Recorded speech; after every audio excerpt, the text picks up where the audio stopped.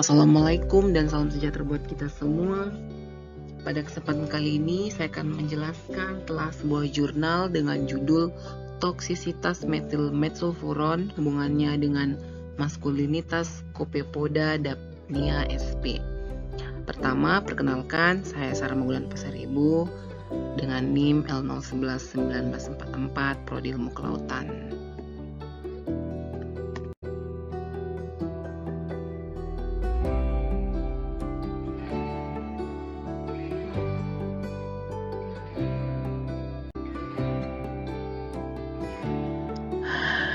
Latar belakang. Metil metsulfuron merupakan senyawa aktif yang terkandung dalam pestisida untuk membasmi gulma di sawah. Penggunaan senyawa aktif metil metsulfuron oleh para petani tidak berbeda dengan bahan kimia pengendali hama, yaitu memiliki sifat penting berupa daya racun atau toksisitas yang jika penggunaannya tidak sesuai akan menyebabkan masalah baru berupa pencemaran lingkungan. Disebutkan bahwa pencemaran lingkungan khususnya di perairan yang diakibatkan oleh bahan kimia akan mempengaruhi kondisi taksonomi biota akuatik di sekitarnya. Salah satu contoh dari hal tersebut adalah penggunaan senyawa aktif metil metsulfuron terhadap Copepoda atau daphnea sp yang merupakan krustasea berukuran kecil dan hidup di perairan tawar. Metode penelitian. Adapun metode penelitian yang digunakan yaitu sebagai berikut. Metode yang digunakan dalam penelitian ini adalah eksperimen laboratorium dengan menggunakan rancangan acak lengkap atau RAL dan uji lanjut beda nyata kecil atau BNT. Sedangkan untuk mengetahui hubungan antara konsentrasi senyawa aktif metil metsulfuron terhadap rasio jenis kelamin jantan anakan daphnea sp, maka dilakukan uji regresi. Penelitian ini dilakukan melalui dua tahapan, yaitu uji toksisitas atau letal dan uji pengaruh subletal. Hasil berikut disajikan hasil dari penelitian yang dilakukan. Persentase kematian daphnea sp selama uji toksisitas metsulfuron, konsentrasinya dalam persen. Di uji atau dilihat pada 3 rentang waktu yang berbeda, yaitu 0, 24 jam dan 40 jam dengan 5 kontrol yang berbeda. Kontrol pertama itu 24,89 ppm. Masih belum ada kematian pada 3 rentang waktu tersebut. Kemudian kontrol kedua 43,64 dengan hasil yang sama, belum ada kematian pada 3 rentang waktu yang berbeda. Dan yang ketiga pada kontrol 91,17 ppm terdapat 12,6% pada rentang waktu 24 jam dan 19,4 pada rentang waktu 48 jam. Kemudian kontrol keempat 190,48 ppm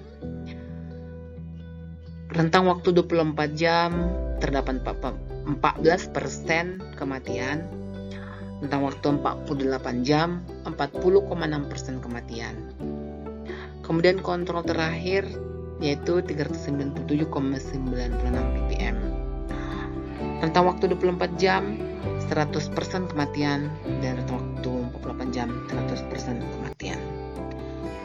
Itulah hasil yang diperoleh selama uji toksisitas metil metsulfuron yang dilakukan.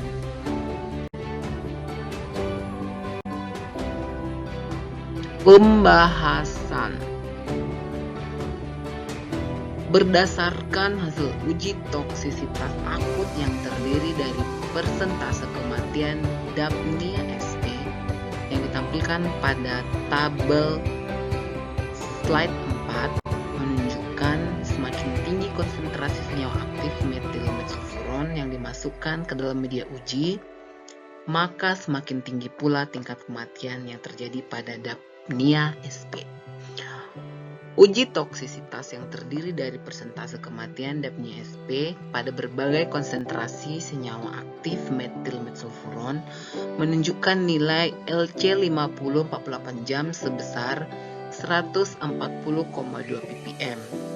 Mengacu pada kriteria tingkat racun menurut Swan and Young 1994, maka tingkat toksisitas senyawa aktif metilmetsulfuron dikategorikan ke dalam kriteria toksik rendah.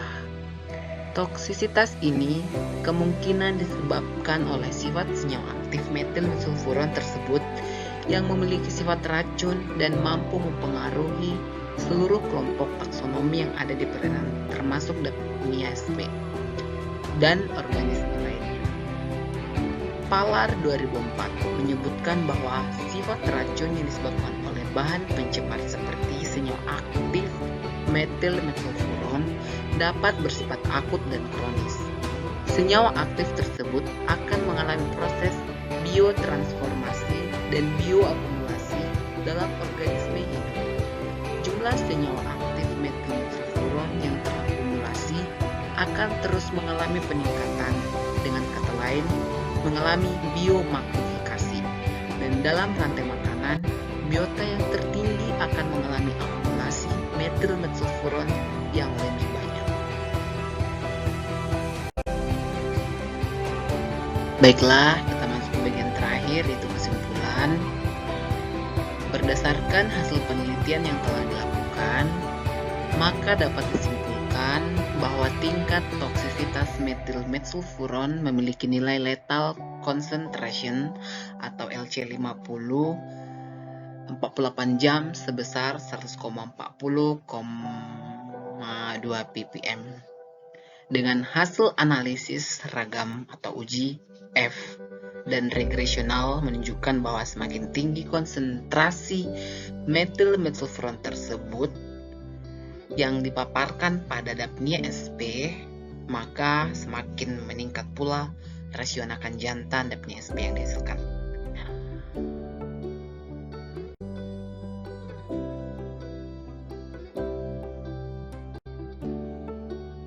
Demikianlah persentase singkat saya mengenai telaah sebuah jurnal yang berjudul Toksisitas Metilmetsulfuron, hubungannya dengan maskulinitas Copepoda DAPNIA-SP.